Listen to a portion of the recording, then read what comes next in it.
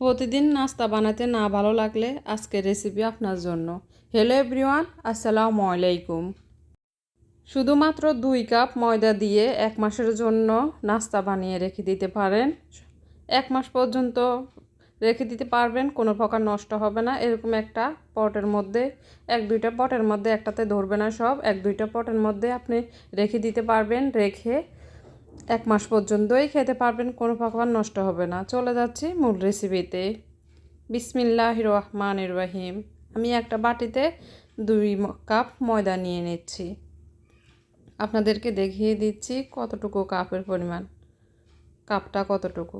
2 cup ময়দা দিয়ে এখন আমি হাত দিয়ে একটু নেড়ে দিচ্ছি। মাঝখানে আমি বাকি উপকরণগুলো দিচ্ছি বেকিং পাউডার 1 টিস্পুন, সমান করে নেওয়া, মানে উঁচু করে নিয়ে নেই, সমান করে নিয়েছি। দিচ্ছি স্বাদ মতো লবণ, দিচ্ছি স্বাদ মতো চিনি। চিনিটা না দিলে স্কিপ করতে পারেন, তবে দিলে খেতে মজা হয়।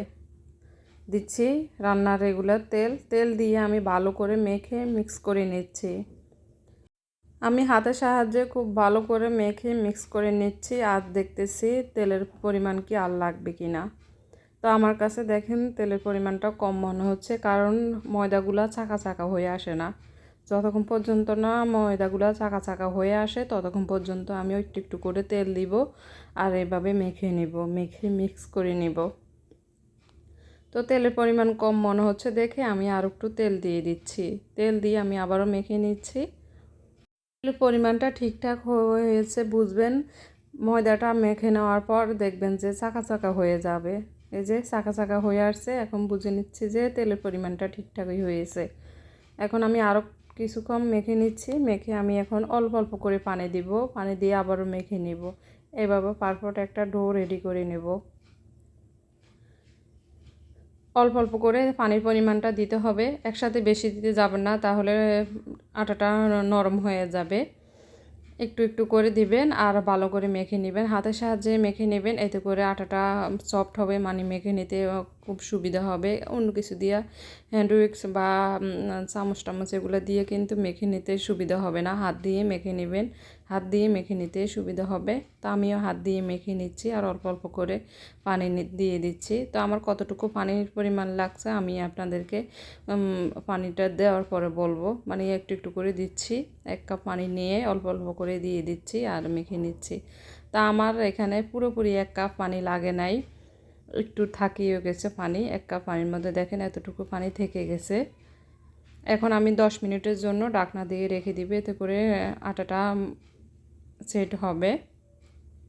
10 মিনিট পর ফিরে আসছি, দেখেন সফট হয়ে আসছে, কিন্তু এই যে আটাটা অনেক সফট হয়ে গেছে, আগে আর টাইট টাইট ছিল। এখন একটা ফিরে নিয়ে নিচ্ছি, নিয়ে আমি আটাটা আর একটু মথে নিচ্ছি। এভাবে একটু সময় নিয়ে মথলে কিন্তু রুটির সাইডগুলো আর ফেটে যায় না। অনেক সময় রুটির সাইডগুলো ফেটে যায় রুটি বানানোর পর। তো যদি এভাবে একটু বেশি করে মথে নেন তাহলে আর সাইডগুলো ফেটে যাবে না। এখন আমি আটাটা বাক করে নিচ্ছি ছুরি দিয়ে, আর বাকি অংশগুলো রেখে দিচ্ছি। আর একটা বাক নিয়ে আমি পেঁয়াতে বেলে নিচ্ছি। আমি এটা রুটি বেলে নিব। তো আমার যেহেতু রুটি বেলার অভ্যাস নাই, যার কারণে আমার রুটিটা ঠিকঠাক হবে না। আমি জানি একটু আঁকা বাঁকা হবে, তো সমস্যা নাই। যাদের এরকম রুটি বানানোর অভ্যাস নাই, রুটি আঁকা বাঁকা হয়, তাদের চিন্তা করার কোনো কারণে নেই। আঁকা বাঁকা হলেও সমস্যা নেই। দেখেন আমি আঁকা বাঁকা একটু বাঁকা হয়েছে, তো সমস্যা নেই। এটা পিঠার শেপে কেটে নিলে কোনো সমস্যা হবে না। এখন আমি একদিক থেকে পিঠার কাটা দিয়ে কেটে নিচ্ছি। এবার এরকম করে আপনারা স্কোয়ার শেপ দিয়ে আমি কেটে নিচ্ছি। আপনারাও আপনাদের পছন্দ অনুযায়ী কেটে নেবেন, যে শেপ দিতে মন চায় ওই শেপ দিয়ে কেটে নিতে পারেন, কোনো সমস্যা নেই। তো আমি এভাবে করে কেটে নিচ্ছি। কেটে একটা প্লেটের মধ্যে আমি আগে থেকে ময়দা একটু ছিটিয়ে নিচ্ছি, ছিটে পরে পিঠাগুলো উঠিয়ে নিচ্ছি। তো একইভাবে আমি আরেকটা বানিয়ে দেখিয়ে দিচ্ছি আপনাদেরকে, যাতে আপনাদের বুঝতে সুবিধা হয়। আমার ভিডিওটা যদি আপনাদের কাছে একটু ভালো লেগে থাকে তাহলে আমার চ্যানেলটা সাবস্ক্রাইব করে রাখবেন। আর যারা অলরেডি সাবস্ক্রাইব করেছেন তাদেরকে জানাই অসংখ্য ধন্যবাদ। আর প্লিজ একটা লাইক দিয়ে দিবেন।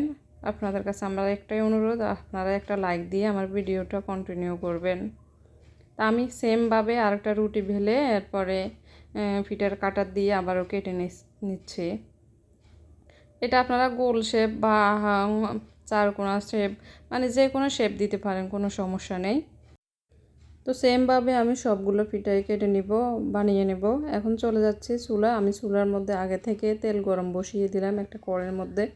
তেল গরম হয়ে যাওয়ার পর আমি একটা একটা করে পিঠা দিয়ে দিচ্ছি। একসাথে 2-3টাও দেওয়া যায়, তবেও একসাথে 2-3টা দিলে একটার সাথে একটা লেগে যায় আর ফুলে না ভালোভাবে। তাই একটা একটা করে দিলে ভালো, একটা একটা করে দিলে সুন্দরভাবে ফুলে। আর চুলার আঁচটা মিডিয়াম হিট থেকে একটু কমিয়ে রাখবেন। চুলার আঁচ বেশি রাখলে এক পাশ বেশি হয়ে যাবে আর এক পাশ কম হবে, এরকম হয়ে যাবে।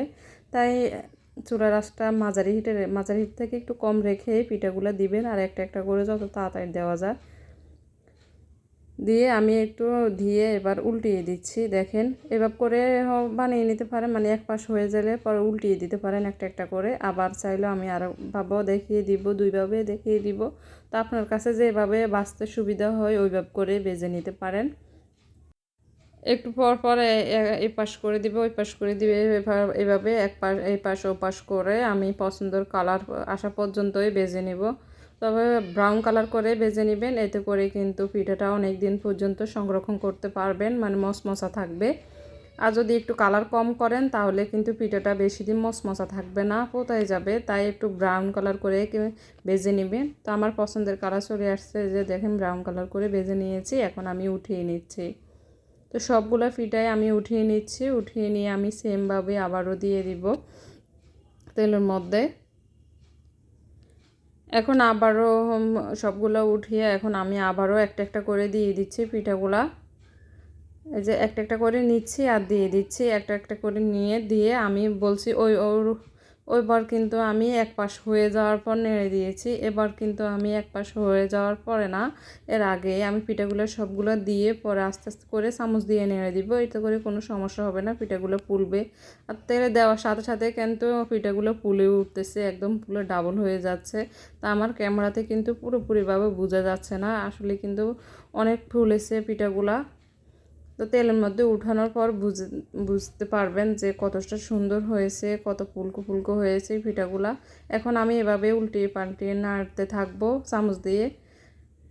তো দুইভাবে রান্না করতে ভেজে নিতে পারেন। একভাবে হয়েছে এক পাশ হয়ে যাওয়ার পর উল্টিয়ে দিবেন, আর আরেকভাবে হচ্ছে এভাবে নাড়তে থাকবে। নাড়তে নাড়তে দুই পাশে যখন কালার চলে আসবে, ব্রাউন কালার হয়ে যাবে, তখন উঠিয়ে নেবেন। এই যে আমি দেখেন নাড়তে আছি, পিঠাগুলো দেওয়ার পর নাড়তে আছি, এভাবে হালকাভাবে নাড়ে দিচ্ছি। নাড়তে নাড়তে যখন দেখবো যে পছন্দের কালার চলে আসছে, মানে ব্রাউন কালার চলে আসে, তখন আমি উঠিয়ে নিব। তো এভাবে ধৈর্য সহকারে আস্তে আস্তে করে ভেজে নিব সবগুলাই। তো আমি সবগুলো পিঠা একইভাবে ভেজে নিব আর আপনাদেরকে দেখাবো না। সবগুলো পিঠাই ভেজে পরে ফিরে আসতেছি। তো তেল থেকে সবগুলো পিঠা উঠিয়ে আমি একটা বাটিতে নিয়ে নিচ্ছি। বড় একটা বল বা বাটি যেটাতে পারেন উঠিয়ে নেবেন। উঠিয়ে পরে ঠান্ডা করার পরে পরে পটে রাখবেন, গরম গরম রাখবেন না, তাহলে পিঠাগুলো নষ্ট হয়ে যাবে, সংরক্ষণ করতে পারবেন না। এই যে আমার সবগুলো পিঠা বানানো হয়ে গেছে। ভালো থাকবেন, সুস্থ থাকবেন। আল্লাহ হাফেজ।